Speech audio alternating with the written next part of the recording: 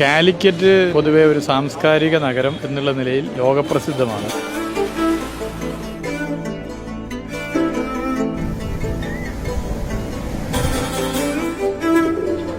ചില അംഗീകാരങ്ങൾ നമുക്ക് ലഭിച്ചിട്ടുണ്ട്. വർഷാവർഷം നടക്കുന്ന KLF യഥാർത്ഥത്തിൽ ഇന്ത്യയുടെ വിവിധ ഭാഗങ്ങളിലുള്ളവർ മാത്രമല്ല, ലോകത്തിന്റെ വിവിധ ഭാഗങ്ങളിലുള്ളവർ ഈ മാസങ്ങളിൽ KLFന് വേണ്ടി, കോഴിക്കോടിന് വേണ്ടി മാറ്റിവെക്കുകയാണ്.